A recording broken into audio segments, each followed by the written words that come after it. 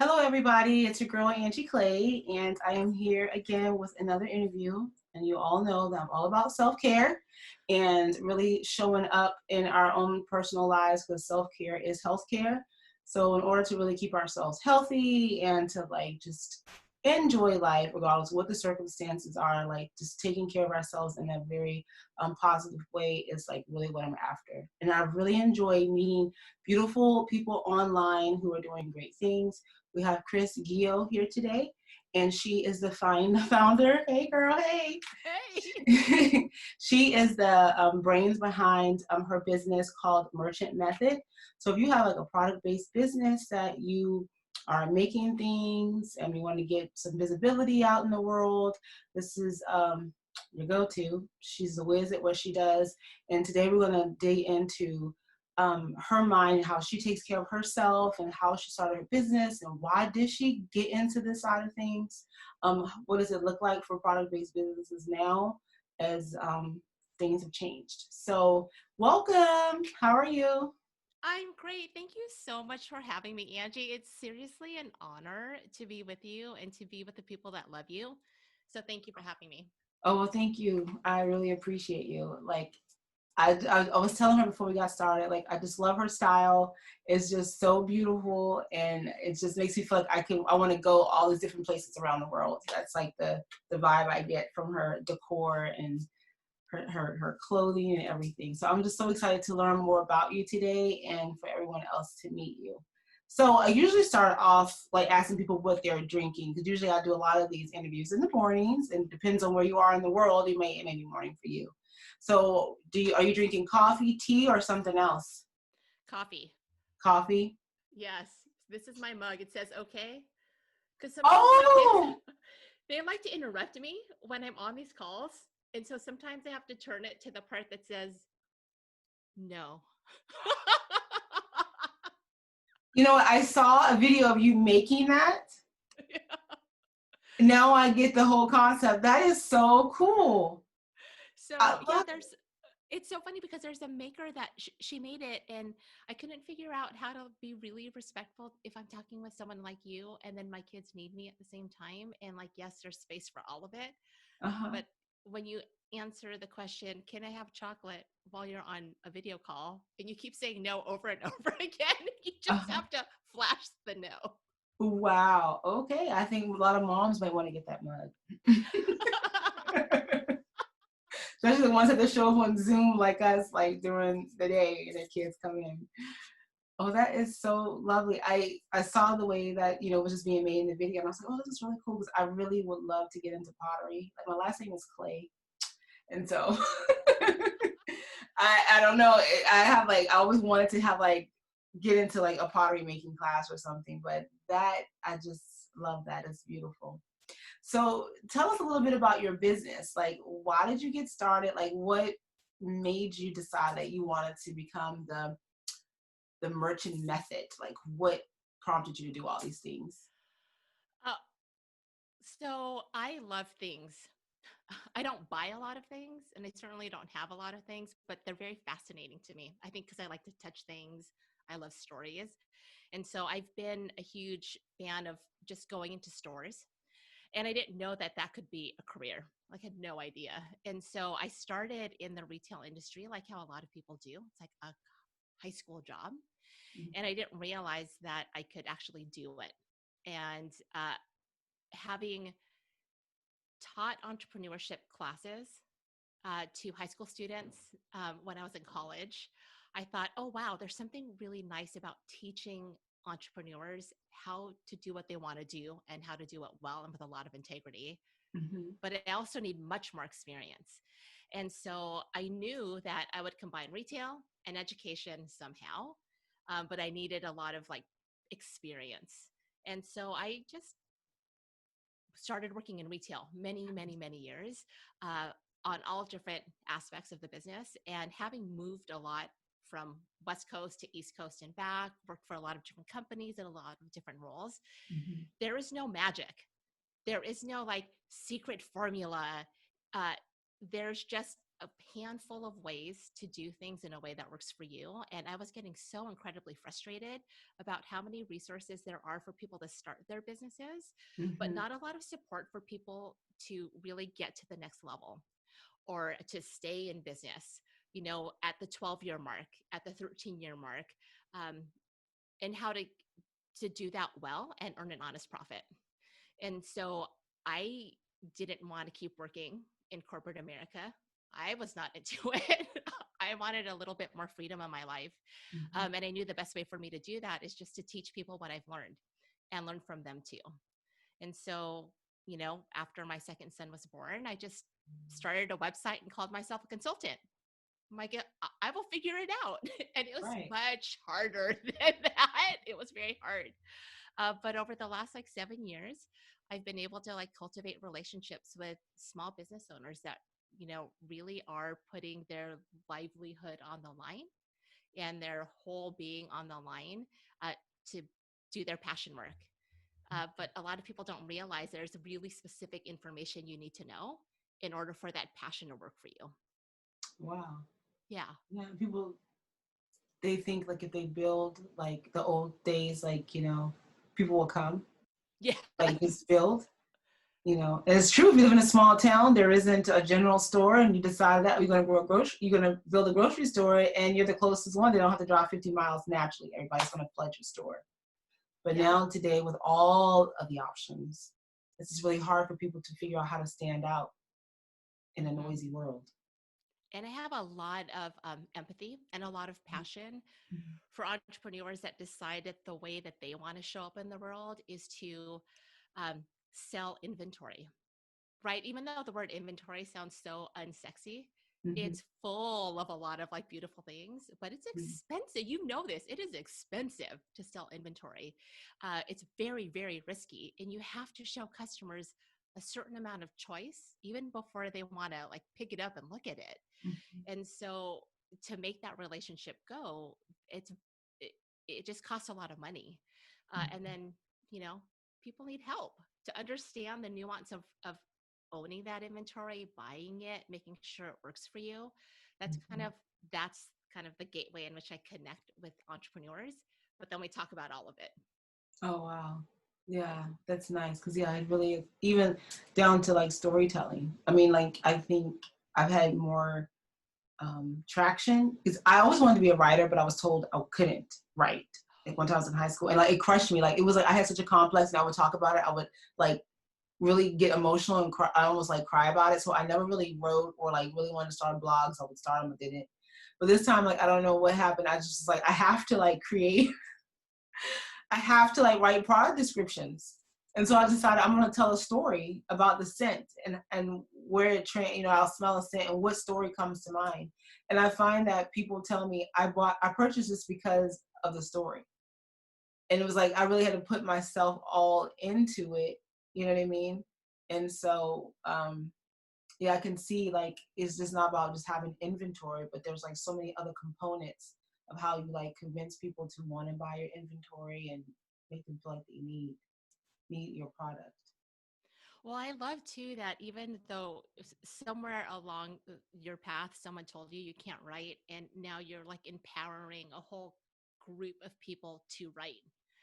That's a big deal. Yeah. I think maybe that's where we share a common experience. I was in this writing class in high school, and I wrote this essay, and it was out of 200 points. And I get it back. I'm like, how could I possibly have 46 out of 200 points? Like, that's not how that math works.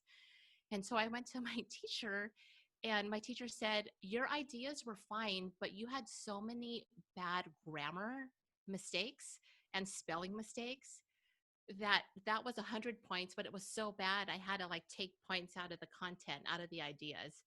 And I was so insecure about my writing and thought I didn't know how to communicate. Whatever. It Mm-hmm. just takes a lot of years to get past that. Yeah. Yeah. And so that makes me really believe in your work, because now you really need really good coaches and people to help you along your path when you decide that you want to start a business or anything like that, because those imposter syndrome, thank you, Lakeisha. Thank you, Um, Lakeisha. right, exactly, right. You have that come up, and then sometimes you need someone that kind of hold your hand, be like, okay, look, just look at me. We got this, And this thing, like high school, right? Mine happened in college. I thought I had this bomb story, and he was like, you can't write. I'm like, then here we are, like 20 years later, and I'm just like getting over it. So yeah, so coaches like you are just definitely needed. Awesome. So tell me, since all of this, everything with COVID's been happening, like, did that affect your business in a certain way? And like, how were you been able to pivot with all these things that are going on in the world? It definitely affected my business because I support small businesses. I support retailers, and the revenue stream for most of my clients went really, really just dry. Businesses had to shut down markets, like farmers markets and craft fairs all got canceled. And a portion of my customer base is online only or positioned to really take advantage of that channel, but most weren't. Mhm. And I spent a lot of time, maybe at the sacrifice of my own self-care, just offering. So like, how can I help you? Let's just forget about anything that I might even try and sell you. Like, how do I help you?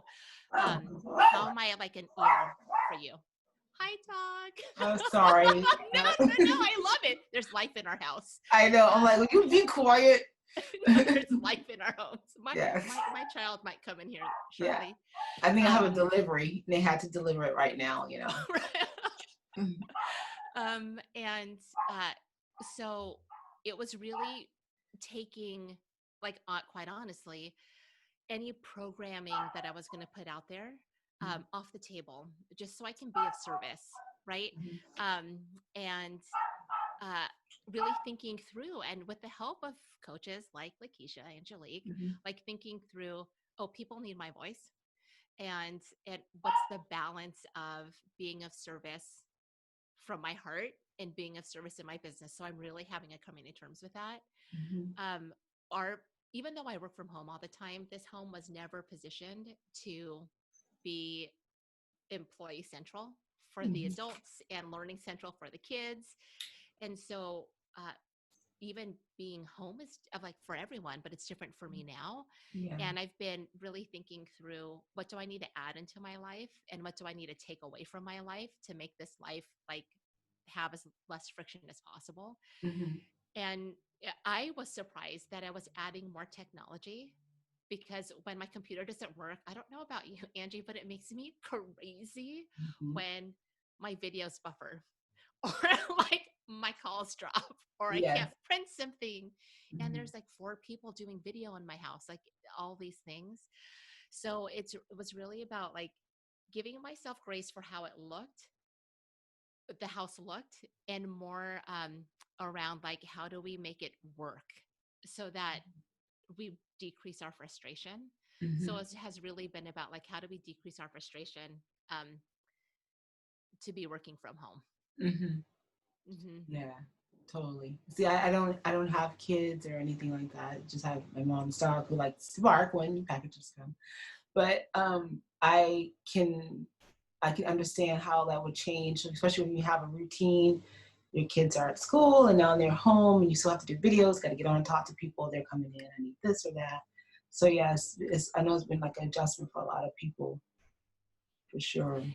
It was interesting too, because it's taken me, we started quarantining in like early March Hmm.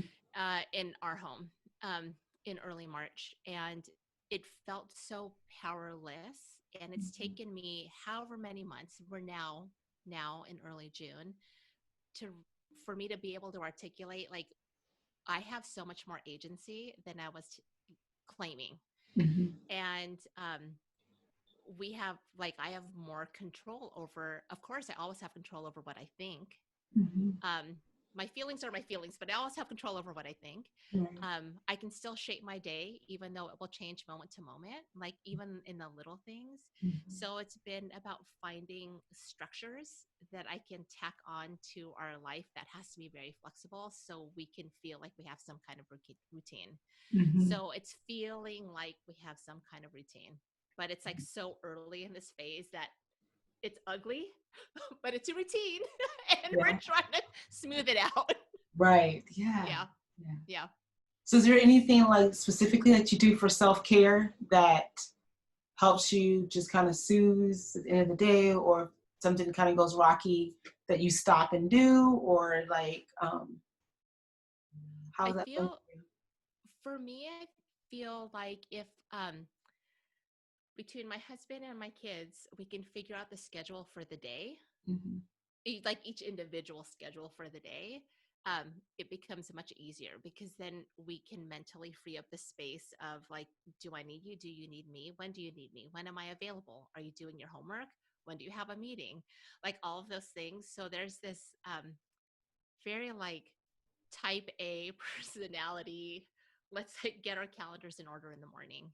And so I found that that's been really helpful for me to understand um, when I have my small pockets of time.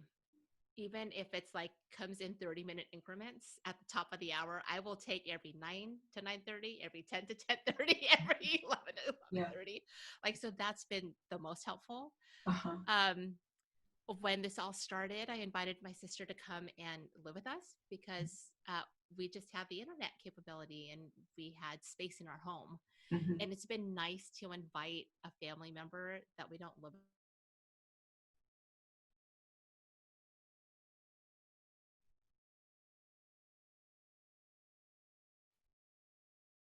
it lighter. And I think the last thing is just like enjoying what's been happening in nature. I don't know what it's like in where you are in Moses Lake, but here where I live, more nature is coming through. So we have like wild rabbits, like little wild bunnies and Hmm. coyotes, and so many more birds because there's aren't as many cars. It's been really nice to see that. I didn't grow up around this kind of stuff. I grew up in like lots of concrete, lots Yeah. of like Yeah. The asphalt concrete sideways. jungle. Yeah. Yeah, that's where I grew up. So Yeah. it's been actually quite soothing, and I didn't know that I could ever really be into that. Hmm. Yeah. It's funny how like we adapt and realize we need the things that we, never thought we needed. Yeah. Yeah, it's nice. Yeah, where I live, we're kind of like I'm like in a community, so I would love to be more out like countryside. I can't believe I'm saying that. Like coming from DC and like always hanging out in New York City, and you know, um, that's what I like about Pacific Northwest too. Because like you're in Seattle, and you can go like a couple of curves around a bend, and then like it seems like you're in a forest, and then there's a house pops out, and it's just kind of like you have that kind of like two worlds over there, which is really nice. So do you journal at all? When I journal, so this is where I need Angie in my life. When I journal, I tend to journal around when I'm trying to like do thought work. I don't do it as a daily practice, right? And Mm-hmm. so I think that I don't always get a chance to work out the things that I could work Mm-hmm. out because I only do it when my life is like a holy hot mess. Mm-hmm. So like when I tend to journal is when I feel a lot of conflict in my values and the Mm-hmm. things that I could be doing. So I like re-examine my values. And then I tend to journal when I'm like uh, introducing another mentor into my life, Mm-hmm. right? Like I need someone, I need help, I need I need Uh-huh. like another voice. Uh-huh. Um, and that usually comes with like a new way of thinking. So I journal. Mm-hmm. Um, but as a daily practice, like I need more of that for Mm-hmm. sure. Mm-hmm. But I like prompts Yeah.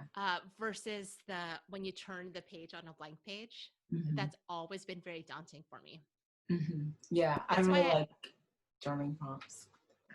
I like your prompts that you post on Instagram. So I'm like, okay, let me think. Let's reflect on this for a little Yeah, bit.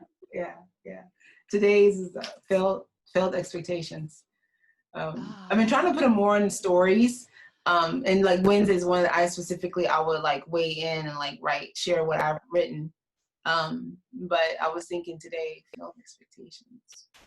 that's a good one. Yeah. Every time I come up against that, I always tell myself, see, that's what you get for expecting anything. But I, um, that concept too is like, even though failed expectations are part of living life. It doesn't mean that you don't set hopes, and it Mhm. doesn't mean that you don't visualize. It's still super important. Mhm. Yeah, I Mhm. like that prompt. Yeah. Uh, what is your practice? So for me, I like morning pages. So like, wake up and just kind of brain dump. I have several different journals. So I have one where I read a daily text and what I feel, I always show gratitude. So I write 3 things that I'm grateful for. And then I have a calendar in the front, like for each month. And so for that day, I write like a word that I'm feeling in the moment. So if I Oh, feel like complex or if I feel anxious, I'll write the word down. So at the end of the month, I go back and I look and I say, okay, we had like a lot of sad days. Like what was happening? And then I kind of try to look over the month, like what was going on, and then try to change that for the next month. Like just try to put something. This thing was happening. Let's try to look at it differently, or let's just implement something else. And so I have that. And then I like listing. So I like to list. Sometimes at the end of the day, we tend to beat ourselves up because we say, oh my goodness, it's 10 o'clock p.m. What did I do all day? And then you kind of like leave your office or turn the light off, kind of like with an attitude with yourself. So one day I just decided I created a journal that is all that I've accomplished. And so I started writing in there and I would write down everything that I accomplished during the day. And then I was like, then I have like, how did I feel when I look at that list? And I'm like, I'm done. Because if I want to battle time, I'm going to lose every single battle because you can't add more days to your life. You can't add more minutes over here at the end of the 60. Oh, I got an extra 5. I borrowed from a friend. Like you can't. So if I want to sit there and be mad at myself because I couldn't fit 600 things in a 24-hour period, I'm always going to have an attitude. So yeah, that journal, like, just kind of, it helps me, like, say, I did do enough. Okay. Like, I couldn't fit no more else in the hours that were allotted. yeah. So I Oh, just, like, I feel better. Like, I feel like, okay, stop beating myself. yeah. Yeah. I also like that you select a word for each day. I think I can imagine if I were to adopt a practice like that, it would challenge me to be more specific about the feeling. And I Mhm. like the mood tracking piece of it. I think as you were talking about the end of the day thing, I, and I'm wondering too, like, do I not journal as much because my brain thinks differently? And as you were describing your experience, it was reminding me of how, like, in my brain, I think through my values. We have a lot of them, and they're always change the way we describe them against like what is really most relevant in my life. Mhm. And I do this like meshing of matrix. Like this is much more relevant to this value at this point, and this one's less relevant. And they keep like calculating against I don't know if calculating is the right word, but like Mhm. prioritizing its Mhm. relevant the relevance against each other, and that to-do list like will shift and shuffle. And like that's how I think through at the end of the day when I need to like put my head on the pillow and decide what I want to think about myself. It's like, yep, I did it according to what was most relevant to my values right now.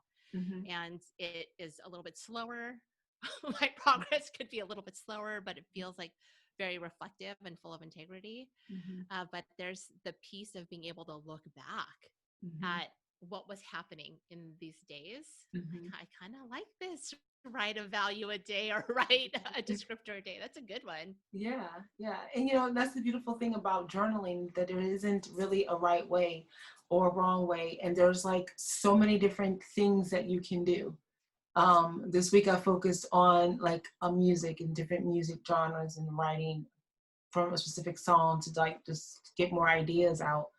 And at the end of that journaling piece that I was practicing for myself, I'm like, I see where I'm at in my life. Like I see what I want and what how I want it to be in my life. And I Yes. can't settle for when it shows up any kind of way. because I want it. But I'm like, I specifically said I need it this way because this is how I flow and this is what I like. And sometimes we'll Yeah. settle like, oh, okay, well, I guess I'll go ahead and take that thing because I guess nothing else better is coming, so I'll just take it. And then if I would have waited, right, something else. I mean, so that really helped me see. And then and you can write, you can list it. I mean, you can do it any kind of way that you want to. But sometimes people tend to get bored. They look at a blank page, they're like, okay, what do I write? So being able to creatively put it down in a different way helps people get their feelings out. It's true. I think that's something that we have in common when we talk with the people that we help and the people that we serve. Is like you can't actually know what you want unless you explore it and see it on paper. And in one aspect, it could be like, I won't settle for less, right? Like I'm super specific and I deserve, not deserve, I don't know if deserve could be your word. You've worked for it, but this is like really what you want in your life. Why compromise? Mhm. Yes, you deserve it, Yeah. actually, right? Or or earn it, You earn it. Yeah, right? you earned it. Right. Yeah. Like my sister was saying she won the lottery. I was like, you earned that. You earned it. You worked hard. But then also on the other side, I see for some other people that I coach and work with, I'm like, you actually already have what you want. But because you haven't really articulated it and described it and like really thought on it a lot, you can't see because you've just been going so hard, so fast that you are not able to stop and appreciate like you have it all. Congratulations. Mhm. It may not be exactly what you thought, and there might be some course correcting that needs to happen, but you are doing, you have the life. How do you like work with that now? But Right. to your Yeah. point, you have to like really explore that. Yeah. Yeah. And looking at it. And that's why, if you journal and you go back and you look over, 2, 3 months down the road, like, whoa, okay. Wow, I had all these things and I need to be content in the moment. I think I realized that by starting to have more international friends. And I would be like, oh, especially when I lived in DC, I was just like, oh yeah, I went there. Oh yeah, I went to Papua New Guinea. Oh yeah, I went there. But now I'm going over here and I'm doing this and that. And they're like, wow, that's so neat that you. I'm like, oh yeah, whatever. It was just like, because I was living in a city where more ambitious people were like doing the thing and like, how many countries have you seen? Like, okay, well, I better catch up. I need to get. And it was people on the outside that lived in small towns, live in different countries was like, whoa, I wish I could just do like 2 of those things. And it made me think one day, like, I am not appreciating what I have and have done. And so like I started really going back and reading over my journal and saying, okay, wow, these are amazing things that I'm taking for granted in my own life, you know. So journaling just helps us like it's almost like you become a therapist for yourself and you just Yeah. pull up with yourself and be like, okay, let's have this discussion. Okay. Yeah. You know, Yeah. Yep. in a I very love intimate it. way, right? Because yourself not gonna tell secrets on yourself, right? You're like, right? And your journal is not going to go off talking to somebody, right? So it's Yeah. like it's a safe space. That's funny. So, what advice would you give people as they make their way into their new normal, like just even business wise or like personal? Uh, I probably share the same thing that I keep telling myself is that we're so eager to get past this transition period, but life is always about transitions. Like it is literally always about transitions. And as soon as like things settle, makes me wonder if like our eyes could use some adjusting and our ears can use some cleaning and our writing could use some clarity, right? Like if we like are truly settling for a day in and day out, are we actually really growing? Are we actually really changing? And there's something so nice about structure and routine. And like I myself try and achieve that because that's how I work best. Um, but it never stops transitioning. It like never stops. It's taken me a long time to appreciate that because I used to keep answering people. We're in a transition. There's lots of transition in our lives. We're transitioning right now. We're settling into a new routine. We're learning a new thing. And I just thought, oh, yeah, that's just life. And so as we're waiting for like the social normalization, right? And like feeling comfortable that we have control over the science to figure out the new way of working and living and interacting with people, there'll still be more transition. It doesn't stop. It doesn't stop. No, But no. that's also exciting. Right. Yeah. If you think it's going to stop, you're going to drive yourself insane. Yeah. Yeah. And I've been trying to remind people and remind myself that there's a learning curve. And so just because like we might be going through one learning curve quickly, doesn't mean we go through them all quickly, Mm-hmm. because it's different. Like I myself, like I am, Angie, I am good at selling stuff. Like I could pick up this mug and sell it. Like I'm good at selling physical products, Mm-hmm. but like everything's changing around it. And I need to also be open to the fact that the way customers want things, that it will be different. The way we interact, the way we even just think about how we interact with customers needs to be different. It Yeah. has to be different. Yeah. Totally. And there's going to be a learning curve, even for Mm-hmm. people that have a lot of experience.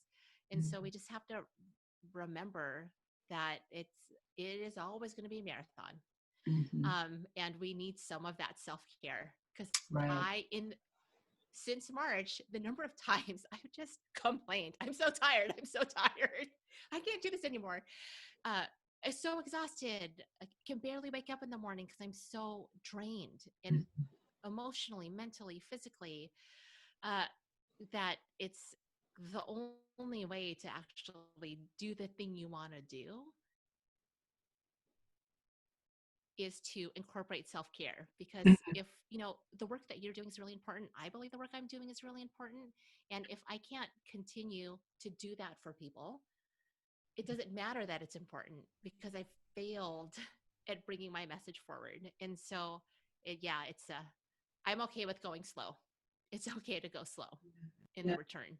When I was coaching my clients, I was used to coach for another business, and I would tell them, like, for COVID, who going to remember the story? I always kept telling the story of the tortoise and the hare. And I was like, the hare was all, see you later. And then he was like, oh, you so slow. You are so slow. I'm going to take me a nap.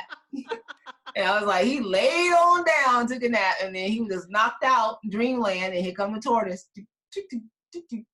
And who won the race? The slow and steady, and the one that's continuing to be consistent. That's the secret of COVID, like pivoting. Mm-hmm. And so, large companies, it's hard to back a huge train that has 200 cars.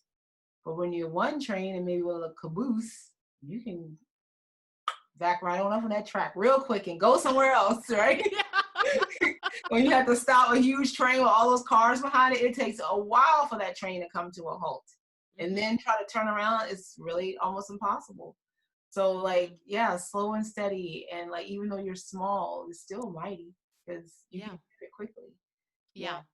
Yeah. And I So, think also too, and what I've been appreciating is really this whole concept of voice of the customer and listening. Because if we're really like taking the time to slow down and talk and engage and listen, then we understand like who's coming along with us on this journey. mhm, How do we continue to engage as we're backing up down the track? Stay with me. We're going on this other track. Stay mhm, with me. yeah, Do you like the way that I'm like engineering this train ride for you? Stay with me. Like mhm, a lot of that in the pivot too is opening back up to the conversation that we had earlier about the 8 points of self-care is like mhm, you cannot isolate. mhm. And even though we've been so physically isolated, um, it's in this engagement, in this listening, that the pivot will actually go smoother, even though if it feels so slow.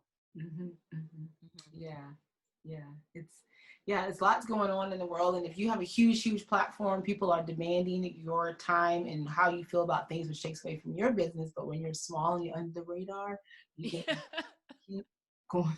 The tortoise. Just keep Yes. going. Oh, the hair got pulled over by a big issue. See you later. You just Yeah, I know. like, It's like move okay. over walkie-talkies. I'm like, Angie, how are you doing? Okay, cool, keep moving. They got pulled over. Yeah, so yeah, we gotta just keep going. So yeah, so all of you out there who has dreams, like decide now you want to be a painter and you really want to do it, and you want to like be a writer and you want to write a book, like just start doing it, small steps, tortoise in the hare. You can get there. So that's our advice for today. Yes. So as we wrap up, is there any, where can people find you? Like if they have questions, want to reach out and talk to you more, where can they find you online? So you can find me online at Merchant Method. So MERCHANT, Merchant Method. And I'm that across all the platforms. So you can find me online at merchantmethod.com or on any of the social channels, but I mostly hang out on Instagram. Mhm. And like you can literally DM me and I will DM you right back. And, you know, in this season right now, I am pivoting yet again from programs and group things to more individual, just very succinct coaching sessions, what I Mhm. call one time coaching sessions, because everyone has a different need. Mhm. And I want to be really respectful of what everyone's need is, um, and listen more closely. And in some ways, I can do that in a group, and other ways, I can't. And so, this season, so that I can live the life I want to live at home, and be with my kids because the workforce can't go back if there's no childcare. Mhm. Like it just cannot, and we don't have childcare this summer, and we don't have programs this summer. Is like balancing for self care. How do I want to be here? Mhm. And how do I want to be with the people I serve? So at merchantmethods.com, DM me. I'd love to chat. Oh, cool. Thank you so Yeah. much. Really appreciate it. Thank you, Angie. I You're took my welcome. mental notes Oh yeah, I know. for Me too. I'm like, ooh, got a connection. Yes. So everyone, please reach out to us. You can comment, the video below. Reach out to Chris. You can see she's warm and inviting. So please, if you have any questions, please do so. So continue to pull out your journals, pull out the things that bring you joy and that can relax you throughout the day, and do those things and continue to go along with your self-care and implement it if you're not implementing self-care. If you need any tips or anything, please feel free to reach out to myself or Chris. We'll be glad to share what we do. So thank you so much, everybody, and we will see you next time. Thank Bye. you.